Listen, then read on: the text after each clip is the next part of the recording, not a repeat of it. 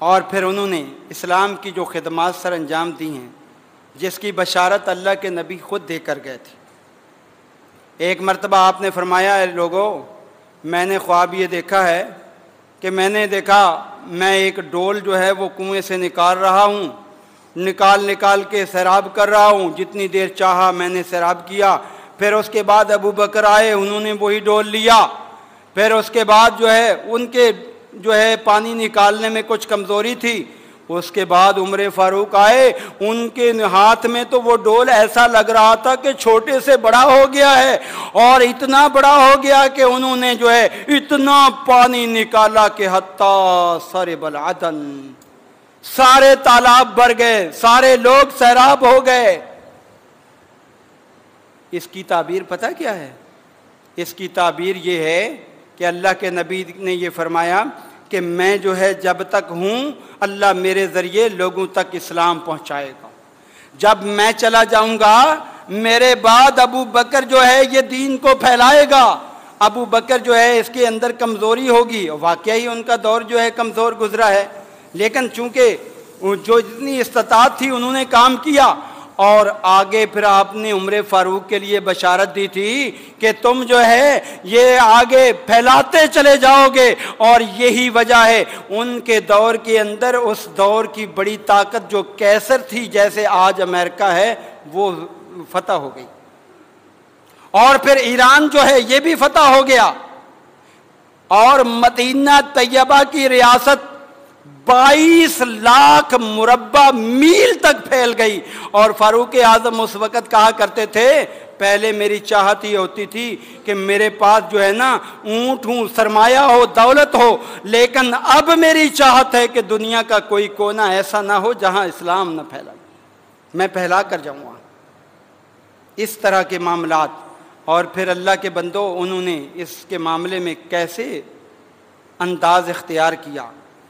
عمر فاروق کے بنائے ہوئے قوانین آج یورپ کے اندر استعمال ہو رہے ہیں، عمر فاروق کے بنائے ہوئے قوانین کو آج غیر مسلم فالو کر رہے ہیں، اور ہم 13 سے لے کر 23 ہجری تک آپ نے حکومت کی ہے، اور جو ہے اس تقریباً 10 سالہ دور حکومت ہے، 10 سالہ۔ ابو لولو فیروز مجوسی تھا، اس کو ذمہ داری لگا دی اس کو خاتمہ کرنا ہے۔ وہ آیا آ کر کہنے لگا، عمر فاروق میرا مالک جو ہے نا مجھ سے زیادہ ٹیکس لیتا ہے تو آپ کم کروا دیں۔ پوچھا کاروبار کیا کرتے ہو؟ کہا جی چکی وغیرہ بناتا ہوں، کاریگر ہوں۔ کہا پھر تو کوئی زیادہ نہیں ہے۔ کہا اچھا۔ عمر فاروق نے کہا مجھے بھی ایک چکی بنا دو۔ کہنے لگا میں ایسی بنا کے دوں گا کہ پوری دنیا میں اس کی گونج آئے گی، اور وہ کر گزرا، وہ مخالف بن گیا۔ اور عمر فاروق کی خود بھی چاہت یہی تھی، کیا دعا مانگی اللہ تعالیٰ سے، اللہم ارزقنی شہادتاً فی سبیلک واجعل موتی فی بلد رسولک۔ صحیح بخاری کے اندر ان کی یہ دعا موجود ہے، کہا اللہ مجھے شہادت کی موت دے، اور دے بھی نبی کے شہر میں۔ صحابہ کہنے لگے اے عمر شہادت بھی مانگتے ہو بارڈر پہ جا کے نہیں، یہاں نبی کے شہر میں کیسے ملے گی؟ یہاں تو دور دور تک مسلمان ہو چکے ہیں۔ جب یہ بات کہی، لیکن اللہ کے نبی بشارت دے کر گئے تھے، عہد پر چڑھے تھے نا، تو آپ نے فرمایا تھا اے عہد ٹھہر جا، تیرے اوپر ایک نبی ہے، ایک صدیق ہے، 2 شہید ہے۔ شہادت کی بشارت دی تھی۔ آخر اس بدبخت مجوسی، ایرانی مجوسی، اس نے کیا کیا؟ خنجر کو زہر لگایا، لگانے کے بعد جو ہے نا مصلی پہ چھپ گیا، محراب میں چھپ گیا۔ اللہ کے پیغمبر کے صحابی جب نماز پڑھانے کے لیے آئے عمر فاروق، اب جیسے ہی جو ہے وہ نماز شروع کی، اور عمر فاروق کا معمول تھا کہ آپ جو ہے سورہ یوسف اور سورہ النحل وغیرہ یہ تلاوت کیا۔ خیر اس نے جو ہے وہ نماز کی حالت میں خنجر مارا۔ کتنی بڑی سعادت کی بات ہے، نماز کی حالت میں اس دنیا سے بندہ جائے نیک کام کرتے ہو۔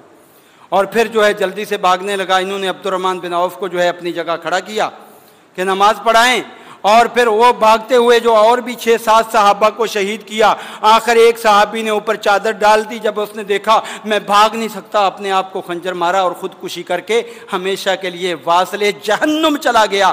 وہ واصل جہنم کہاں ہوا؟ مدینہ کے اندر، آج اس کا مزار ایران کے اندر بنا ہوا ہے۔ سوچو کہاں، جن کو محبت ہوتی ہے نا وہی ان کے مزار بناتے ہیں۔ واصل جہنم ہو گیا۔ اور پھر عمر فاروق رضی اللہ عنہ کے چونکہ پیٹ میں زخم آئے تھے، جو کھلایا پلایا باہر چلا گیا، بڑے پریشان ہوئے، اور پھر اس دوران جو ہے اپنے بیٹے کو کہا، اے میرے بیٹے، میرے لیے عائشہ سے جو ہے سوال کر کے آؤ، میں اپنے جو ہے صاحبوں کے ساتھ جو ہے وہ دفن ہونا چاہتا ہوں، ساتھیوں کے ساتھ دفن ہونا چاہتا ہوں۔ وہ گئے، عائشہ رضی اللہ عنہ نے بخوشی کہا ٹھیک ہے میں ان کو اجازت دیتی ہوں، اور پھر 2-3 دن جو ہے بیمار رہے۔ اس دوران لوگوں نے تجویز بھی دی کہ آپ عبداللہ کو جو ہے نا اپنا نائب بنا دیں، انہوں نے کہا نا میں اس کو نہیں بناؤں گا، میں ان کو بناتا ہوں اپنا جو ہے خلافت کے لیے امیدوار، جن کو اللہ کے نبی جنت کی بشارت دے کر گئے تھے، لہذا نہیں بنایا۔ اور اس کے بعد پھر 3 دن کے بعد جو ہے بیچارے اللہ کو پیارے ہو گئے، اور ان کی خوبیاں بہت زیادہ تھیں۔ جب علی المرتضیٰ نے ان کی خوبیاں دیکھیں، ابن عباس رضی اللہ عنہ کہتے ہیں، صحیح بخاری کی حدیث ہے، اہل بیت کی زبانی سن لو، ابن عباس رضی اللہ عنہ فرماتے ہیں کہ میں ان کی چارپائی کے پاس ہوں، لوگ ان پر بلک بلک کر رو رہے ہیں، میں نے اللہ کے نبی کے بعد سب سے زیادہ صحابہ کو جس پر غم زدہ پایا وہ فاروق اعظم پر پایا۔ اور اس دوران جو ہے لوگ غم کا اظہار کر رہے ہیں، میرے پیچھے جو ہے ایک آدمی آ کر کندھے پہ ہاتھ رکھا ہے، میں فوراً مڑ کر دیکھتا ہوں، اور وہ زبان سے یہ جملے ادا کر رہا تھا، اے عمر، تیرے بعد کوئی ایسا بندہ میں دیکھ نہیں رہا کہ کل قیامت کے دن میں یہ دعویٰ کروں کہ میں اس جیسے عمل لے کر جاؤں تو رب کے ہاں کامیاب ہو جاؤں گا۔ میں نے مڑ کر دیکھا تو وہ علی المرتضیٰ تھے۔ علی المرتضیٰ یہ تمنا کریں میرے اعمال عمر جیسے ہو جائیں تو میں کامیاب، اور آج اس کے ماننے والے عمر فاروق کے بارے تانو تشنیع کریں۔ ذرا غور کیجئے، تدبر کیجئے میرے عزیز بھائیوں۔